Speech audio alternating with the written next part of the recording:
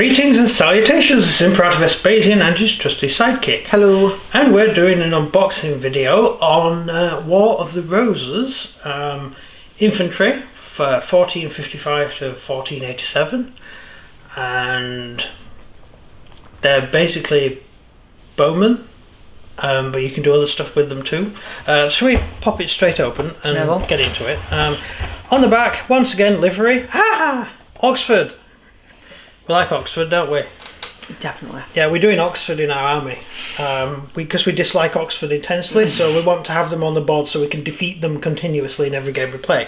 If anyone ever wins with Oxford, they have to move house.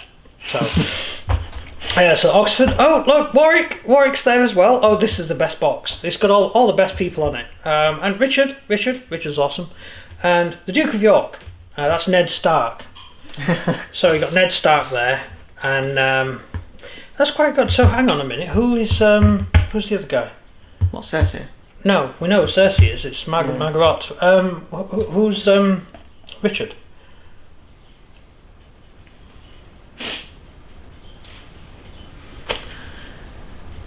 Who's York again? Well, York's Ned Stark. Right, then Rich will be Jon Snow. Right, Richard will be Jon Snow. Yeah. Who gets killed in real life but gets banished to the north. Or his other brother, Robb Stark. One of them. Could be Robb Stark. How's Robb Stark die? The Red Wedding. Right, so he gets assassinated. Yeah right. Who would be Joffrey? Who's Margaret's forces? Joffrey. Not on there, so that's a shame. But anyway, that's where they go. Let's face it, Joffrey would be Oxford, wouldn't he? Yeah. Apple didn't fall far from the tree with with Margaret's son.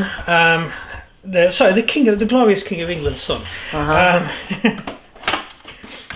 So pop them out. There they go. Lovely little figures. So we have a number of sprues to choose from. So we'll go with this. This is the command sprue. You get 2 of these in the box. You get 40 figures in the box, 2 command sprues. And these are kind of, do you know in the last video we talked about how you can get 2 sprues that go together? Well, with these, we get this sprue, which is the sprue with all the men on, or the soldiers on. But this sprue, and also the crossbow sprue, that's in the crossbow box, not this box. It has the arrows on the floor, so you can take these arrows and put them onto these men, because the arrow bundles aren't on this sprue, they're on this sprue. That's the arrow bundles there that you stick on their backs, or their sides, according to the box. Is this the box? Yeah. Yeah. The arrow thing should go at the back on the left, on the right leg. Pull it out. Yeah, it's because they're easier accessible, and they also have arrows in front of you. If you have time to set up, that is. So, yeah, very much like the Agincourt box. Although with the Agincourt box, you also get staves. Which ones did I do yesterday? Was it Agincourt? You did Agincourt yesterday. Exactly. I have an Agincourt here. You know, the world is a small place. That's an Agincourt. That's not one of the ones you did yesterday. That's a nice Agincourt guy, and they're practically the same figure, practically, just slightly different headgear. It's different wars. Different, yeah. It's 50 years later, basically. Well, the Agincourt stuff can work for the entire 100 Years' War, so like the entire 100 Years' War period, which is, if you want to argue about it, about 130 years, generally, or 80 years, depending on which way you want to do it. I think the Battle of Orleans is really the proper end of the 100 Years' War, because that's when the British were roundly defeated. Anyway, that's the sprue. We have a number of nice little things. We've got a cutlass there for some reason. Strange. Then we have the banner for the commander. And we have a trumpet, if you feel like having a trumpet. And we've got a nice little guy with an axe. Mattock? No, what is it called? What's that? Halberd. Yeah, halberd. Yeah, halberd was the standard go-to weapon in the War of the Roses, because it's really good at hurting Why not people. A mace? Maces were the number 2 go-to. Well, mace is a close combat weapon.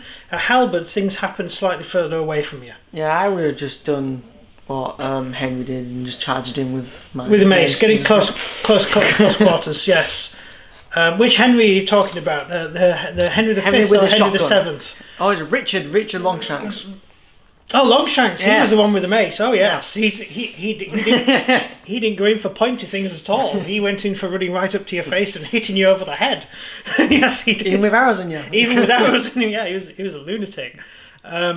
So we've got two of these guys here. That's another one. Great thing about these, they have a hammer on one side. That's just there. And the hammer is for hitting someone in armour really hard. A mace. Basically a mace, yeah.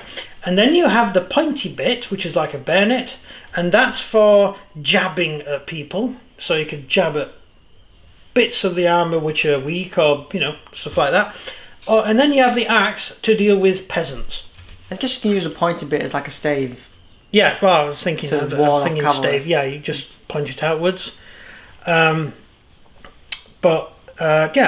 then we have helmets. We have the funniest helmet in the funniest hat in the universe, which is that stupid pointy thing that people wore in the Middle Ages because they had no dress sense. I'm thinking Blackadder here. Blackadder. Blackadder. Right, and then we've got some very nice little helmets. This is back to front, I'll point it that way. We've got some very nice little helmets. If it will ever go into focus. Please go into focus. There. There's some nice little helmets to choose from. That's the silly Blackadder hat. And the most awesome helmet. I think these helmets are the ones that typify the War of the Roses. Because whenever you think War of the Roses, or whenever I think War of the Roses, I think this sort of smooth, samurai-esque helmet. Which is awesome. And probably evolved the same way as a samurai helmet. Although samurai helmets had a hole in the top. How was that again? So your soul could leave your body when you died. Yeah, no one in Europe was stupid enough to have a hole in the top of their helmet because you would be hit by one of these. But the Japanese never invented one of these. Well, the Japanese would just like cut that in half as you're about It to swing probably at them. would actually, yeah. Given that they can cut arrows out of the Yeah. air, yeah. And they can also actually, Oh god. they also cut a bullet out of the air. It was a The samurai guy Yeah. actually did it. They actually proved you could shoot a bullet, knock a bullet out of the air with a samurai sword. That is just insane. So I guess what you can do is just get a bunch of archers like Persians do, yeah? Yeah. Obviously it's not going to hurt them. No. But it will tire them out. Yeah, it will. They get bored eventually. Yeah. So that's the command sprue, and now we'll get on to this sprue, and this is the, I think they're different. Okay, so, well, I'm going to have to manoeuvre the camera a bit. Right, here are the backwards men, the men standing. I've got quite a decent collection of poses there, of different guys standing around, firing, fighting, doing whatever you want to do. Same there. And then we have enough bowmen to make a bow unit, and a few little other things. You've got the halberds, that is an actual halberd, and the halberds here.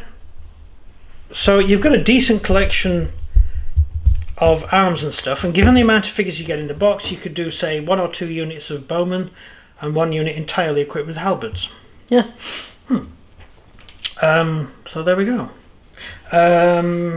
What have we got? Oh, and then we've got this little booklet with it, as well as pictures of men. There you go. That's the guy picking the arrows up. We were talking about that yesterday, weren't we? Yeah. And there's some uniforms, and what do we have here? Who's that? That's good old Henry. Good old Henry and awesome Richard. So Henry and Richard on the same page. That is just brilliant. It's just great. Why is Henry above Richard? Because someone won I and someone didn't. don't think Henry should not be above Richard. I find that offensive. So you got a decent, nice little thing. And there's Norfolk. Oh, good old Norfolk. Oh, that's it. So that's them. And I have some actually done up if you want to see them. That's what they look like painted. These are clearly Yorkists. These are Richard's troops, and there's a You've got the officer on the end. I didn't go with trumpets and stuff because this isn't a command base. The command bases have the trumpets and all that sort of stuff on. And if you look, that guy just got shot. He's got an arrow in him. Poor guy. So that's what they look like based up. So there you go. Anything to add? No, I think they look brilliant. Nice to get 40 men in one box. Yeah, with all the unboxings we've been doing recently, the numbers of figures in boxes are really weird. Like some have 20, some have 42, some have 30. It's all a bit... Because the company has a, this is how we'd like to base them, so let's just times that by 2. Yes. Right, then it means they get, if someone wants to base them in 21, so they get 42 figures in a box.